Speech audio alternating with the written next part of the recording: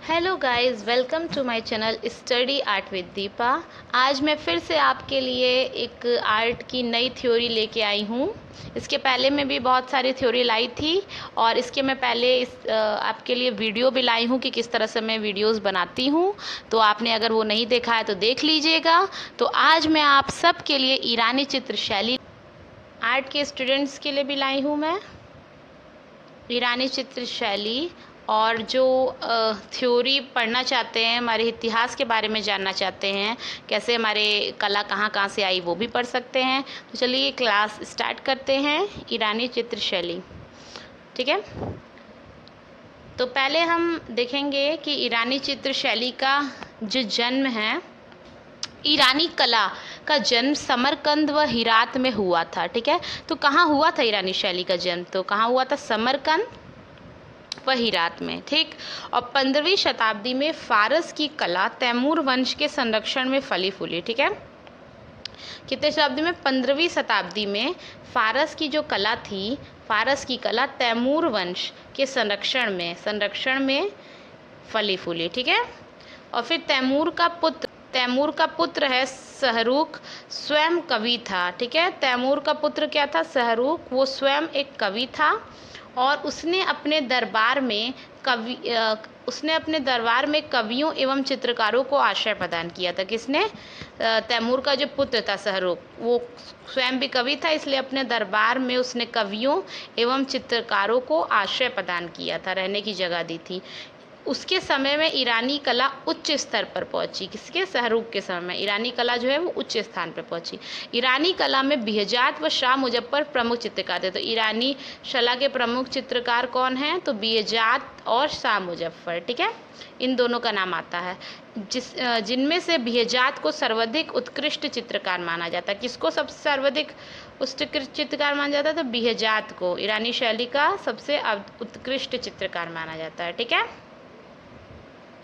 तो हम इसके नीचे देख लेते हैं। अब उत्कृष्ट चित्रकार माना जाता है, ये पढ़ लिया हमने कि बेहजाद को ईरानी शैली का सबसे उत्कृष्ट चित्रकार माना जाता है। तो अब हम ये देख लेते हैं, बेहजाद के बारे में थोड़ा देखते हैं। तो क्या पढ़ेंगे हम? बेहजाद। तो बेहजाद यह ईरानी शैली का चित्रकार था। तो पढ़ा हमने कि उत्कृष्ट चित्रकार माना जाता है। और सुल्तान हुसैन बोगरा के दरबार में चित्रण करता था। तो किसके दरबार में चित्रण करता था बेहजाद? सुल्तान हुसैन बोगरा। ठीक है, इसके दरबार में चित्रण करता था। इसकी मृत्यु के पश्चात वह सुल्तान शाह इस्माइल के संरक्षण में कार्य करता था। इसकी मृत्यु के पश्चात वह सुल्तान शाह इस्माइल के संरक्षण में मतलब इनका जब मृत्यु हुई सुल्तान हुसैन बोगरा की, उसके पश्चात वे सुल्तान शाह इस्माइल जो थे उसके संरक्षण में कार्य करता था। कहा जाता है कि तैमूर वंश की छठी पीढ़ी जहरुद्दीन मोहम्मद बाबर, जो बाबर था, बाबर के समय में काम किया करता था। ठीक है, ये भी कहा जाता है कि जो बेहजाद था वो जो छठी पीढ़ी थी जहरुद्दीन मोहम्मद बाबर के समय की, उसमें काम करता था। इनका वर्णन बाबर ने स्वयं अपनी आत्मकथा तुझे के बाबरी में किया। तो जिसका वर्णन किस में किया गया है? जो बाबर की आत्मकथा है। बाबर की आत्मकथा क्या है? तो बाबर की आत्मकथा है तुजुक ए बाबरी। ये बाबर की आत्मकथा, उसमें बाबर ने वर्णन किया है इसका। ठीक है, तो इसके आगे देख लेते हैं ये। और जो बेहजाद है, ठीक है, जो बेहजाद है उसे हम क्या कहते हैं? एक तो ईरानी शैली का जनक माना जाता है, इसे ईरानी शैली का जनक माना जाता है बेहजाद को। बेहजाद को पूर्व का राफेल, ये बहुत इंपॉर्टेंट है, पूछा जाता है कि ईरानी शैली का जनक कौन है, तो वो बेहजाद है। और बेहजाद को पूर्व का राफेल भी कहा जाता है, ये भी इंपॉर्टेंट है। बेहजाद को क्या कहा जाता है? तो पूर्व का राफेल कहा जाता है। ठीक है, तो ये बहुत इंपॉर्टेंट है। तो ये हमने पूरा पढ़ लिया कि ईरानी शैली का जन्म समरकंद व हिरात में हुआ था, जगह है ये। और भी बेहजाद को उत्कृष्ट मतलब माना जाता है, शैली का जनक माना जाता है, पूर्व का राफेल माना जाता है। हमने पढ़ लिया ईरानी शैली के बारे में।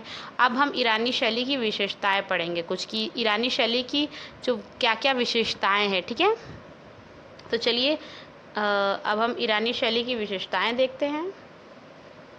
तो ईरानी कला पर अजंता तथा चीनी कला का प्रभाव था। तो सबसे पहला इंपॉर्टेंट पॉइंट है कि ईरानी जो कला थी हमारी, जो बनती थी जो कला, उस पर किसका प्रभाव था? तो अजंता तथा एक अजंता का प्रभाव था, जो ईरानी कला थी, ठीक है, ड्राइंग मतलब ईरानी कला जो होती है, और तथा भारतीय जैसे कला नहीं होती वैसे ईरानी कला जो थी उसे अजंता का और चीनी कला का प्रभाव था, ठीक है, दो प्रभाव थे, अजंता प्लस चीनी।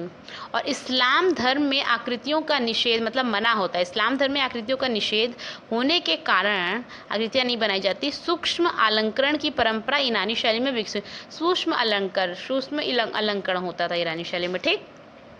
और ईरानी शैली रेखा प्रधान थी। कैसी थी? रेखा, रेखा मतलब लाइनों से बनता था, मतलब कोई अगर ड्राइंग बन रही है एक रंग प्रधान होती है ना, तो रेखा बहुत इंपॉर्टेंट होते, तो उसमें तो रेखा प्रधान थी ईरानी शैली, ठीक है।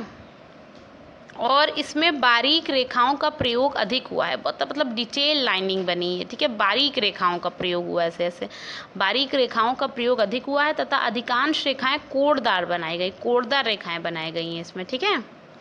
और फिर ईरानी चित्रों में अभिव्यक्ति की अपेक्षा अलंकारिकता अधिक दिखाई गई है, मतलब सजावट अलंकारिक जो होता है वो अधिक दिखाई गई है ईरानी शैली में। ईरानी चित्रों की आकृतियाँ 2.25 चश्म बनाई गई थी, ये बहुत इंपॉर्टेंट है कि ईरानी चित्रों की आकृतियाँ कितने चश्म की हैं? तो 2.25 चश्म की हैं, ठीक है, ये इंपॉर्टेंट है, 2.25 चश्म की है। हर के पूछे जाते हैं कि आकृति में कितने चश्म के चेहरे बनाए गए हैं या कितने चश्म की हैं, तो चित्रों की आकृतियाँ 2.25 चश्म की ईरानी शैली की। छाया प्रकाश का पूर्ण मतलब लाइट एंड शेड जो होता है, शेडो, उसका अभाव है यानी कमी है, तथा चित्रों में प्राय सपाट रंग भरे जाते हैं, मतलब लाइट एंड शेड नहीं, मतलब जैसे अगर ये है तो लाल भर दिया, ऐसे तो सपाट रंग भरे जाते हैं चित्रों में, ठीक है।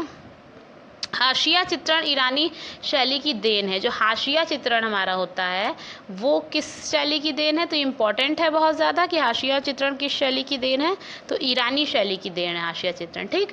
और चित्रों में अधिकांश चटक रंगों का प्रयोग किया गया है। किस रंगों का प्रयोग किया है चित्रों में? तो चटक रंगों का प्रयोग किया गया है, ठीक है, चटक रंगों का प्रयोग हुआ है। तो हमने पढ़ लिया, तो हमने ईरानी शैली की विषयों में क्या पढ़ा कि एक तो ये अजंता चीनी कला का प्रभाव था, ठीक है, अजंता और चीनी कला का प्रभाव था इस पे, और इस्लाम धर्म में आकृतियों का निषेध मना था, इसमें अलंकरण की परंपरा जो थी, सूक्ष्म अलंकरण होता था इसमें, ठीक है, सूक्ष्म अलंकरण किया जाता था।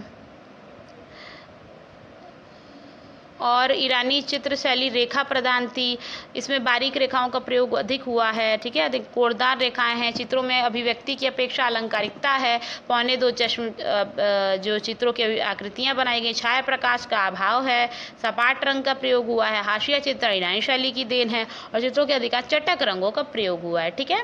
तो ये हमने पूरा ईरानी जो टॉपिक था वो पढ़ लिया है, पूरा ईरानी चित्र शैली पढ़ ली है, इसकी विशेषताएं पढ़ ली, छोटा सा ही टॉपिक है।